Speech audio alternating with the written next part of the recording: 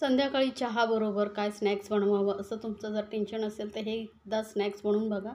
चवीला एकदम भारी लागतं. बनवायला सोपं आहे आणि झटपट होतं. त्यामुळे कोणीही सहज बनवू शकतं आणि हे स्नॅक्स ना तुम्ही बनवून फ्रीजमध्ये स्टोअर करून ठेवू शकता. हप्ताभर अजिबात खराब नाही होत. जेव्हा तुम्हाला खाण्याचं मन होईल तेव्हा पटकन फ्राय करून खाऊ शकता किंवा मुलांना टिफिनमधून देण्यासाठी हा एक उत्तम पर्याय आहे. मुलंही आवडीने खातील. खूप कुरकुरीत लागतो बाहेरून आणि आतून एकदम सॉफ्ट चीजी असे हे स्नॅक्स आपण बनवणार आहोत. तर त्यासाठी आपल्याला साहित्य बघा काय लागणार आहे. तर सर्वात आधी मी घेतलेले आहेत इथे 2 उकडलेले बटाटे उकडून पूर्णपणे थंड केलेले घ्यायचे आहेत. म्हणजे थोडा वेळ फ्रीजमध्ये ठेवलात की ते थंड होतात. आता हे बटाटे आपण किसून घेणार आहोत. लक्षात ठेवा, किसून घेतल्यामुळे काय होतं, व्यवस्थित स्मॅश होतात, मिक्स होतात. चांगलं एकजीव झाल्यामुळे आपल्याला स्नॅक्स बनवायला हे सोपं पडतं. त्यामुळे बटाटे मी हे दोन्ही किसून घेते. तर बटाटे आपले किसून झालेले आहेत. यामध्ये आपल्याला काही हलकं-फुलकं साहित्य ॲड करायचं आहे. ते म्हणजे एक छोटा चमचा मी घेतलेला आहे बारीक चिरलेला कांदा. एक छोटा चमचा आपण इथे बारीक चिरलेली सिमला मिरची घेतलेली आहे. तुम्हाला आवडत असेल तर इथे गाजरही घालू शकता किंवा मटारही घालू शकता उकडलेले. थोडंसं घालते मी पावपेक्षा थोडंसं चमचा जास्त लाल मिरची पावडर.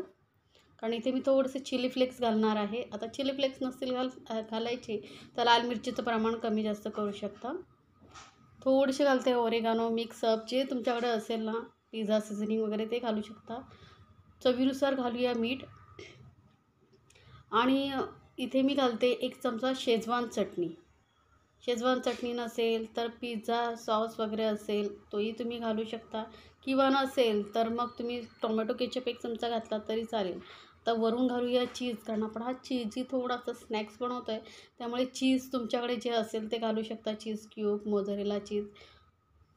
तुम्हाला जेवढं चीजी बनवायचं असेल तेवढं वरून तुम्ही चीज घालू शकता. तर मला काही जास्त चीज नाही, मी थोडंसं चीज घातलेलं आहे. साधारण 1 क्यूब एवढी किसून घातलेली आहे. आता हे सर्व साहित्य चांगलं व्यवस्थित मिक्स करूया. चीज स्लाईस असेल तर ते छोटे छोटे पीसेस करून तुम्हीही इथे घालू शकता.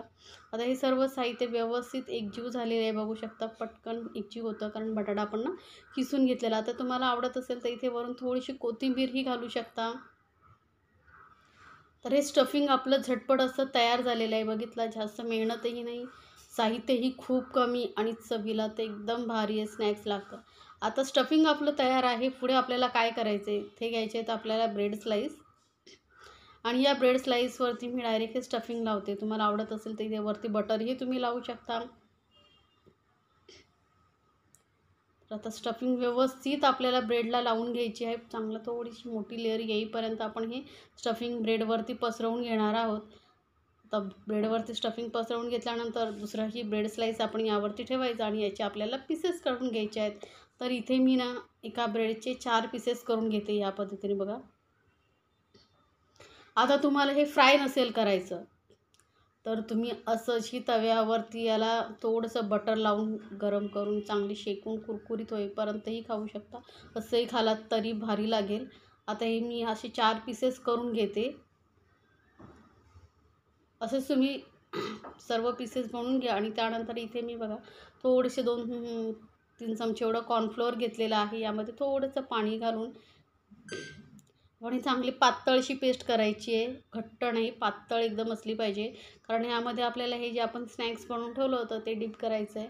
त्यामुळे आपल्याला पेस्टच लागणार आहे. त्याचबरोबर आपल्याला लागणार आहे इथे ब्रेड क्रम्स. तर साधारण 3-4 ब्रेड स्लाईस मी मिक्सरमध्ये बारीक फिरवून घेतल्या होत्या. म्हणजे काय होतं, ब्रेड क्रम्स आपले घरच्या घरी तयार होतात. रेडीमेडही तुम्हाला मार्केटमध्ये मिळतात. आता एक हे जे आपण स्नॅक्स बनवून ठेवलं होतं ते या स्लरीमध्ये व्यवस्थित डीप करायचं आहे.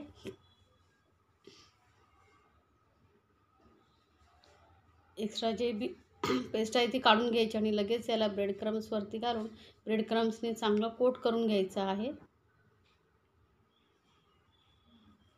जसं मी तुम्हाला सांगितलं, तुम्हाला शॅलो फ्राय नसेल करायचं, डीप फ्राय नसेल करायचं तर तव्यावरतीही थोडंसं तेल घालून तुम्ही हे शेकून घेऊ शकता. तर असं आपण हे स्नॅक्स बनवणार आहोत. ब्रेड क्रम्सने कोट करून घेतलेलं आहे. तर मी तुम्हाला अजून एक दाखवते बघा. हलक्या हाताने फक्त आपल्याला याला डीप करून घ्यायचं आहे. एक्स्ट्रा जेही तुम्हाला असं वाटतं पेस्ट आहे ती थोडा ब्रेड स्लाईस दाबला की पटकन निघून येते. आता इथे तुमच्याकडे कॉर्नफ्लोअर नसेल तर गव्हाचं पीठ घेतलात तरीही चालेल, काहीही प्रॉब्लेम नाही आहे. गव्हाच्या पिठाची पेस्ट करून घ्यायची.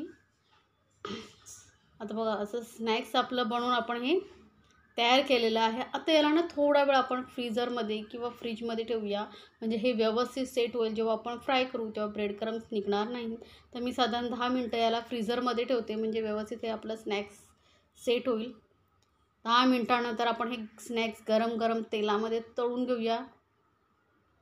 तेल चांगलं गरम पाहिजे आणि मस्त असे कुरकुरीत होईपर्यंत आपण हे मीडियम फ्लेमवरती तळून घेऊया. गॅस लक्षात ठेवा, एकदम मीडियमवरती ठेवा, म्हणजे काय होईल, स्नॅकच्या आतपर्यंत कुरकुरीत स्नॅक तळून होईल.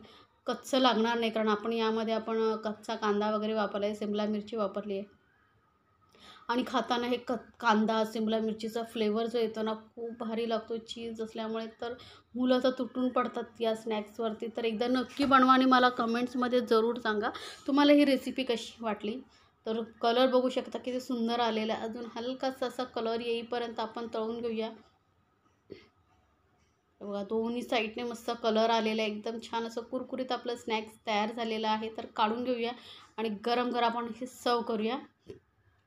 तर बाकीचं हे स्नॅक्स मी असंच तळून घेते. तर सर्व स्नॅक्स आपलं तळून झालेलं आहे. मस्त गरमागरम कुरकुरीत स्नॅक्स हे चवीला तर भारीच लागतं. मुलंही खुश होतात. घरी पार्टी वगैरे असेल, तुम्हाला काय स्नॅक्स बनवावं समजत नसेल तर हे स्नॅक्स एकदा नक्की बनवून बघा. सर्व तुमची तारीफ करतील, एवढं जबरदस्त लागतं. कुठल्याही सॉसबरोबर किंवा चटणीबरोबर तुम्ही हे सर्व करू शकता. तर इथे मी टोमॅटो केचप घेतलेला आहे, त्याबरोबर तर हे एकदम भारी लागतं. तर मी एक तुम्हाला तोडून दाखवते. बाहेरून कुरकुरीत आणि आतून मस्त असं चीजी सॉफ्ट असं हे स्नॅक्स आपलं तयार झालेलं आहे.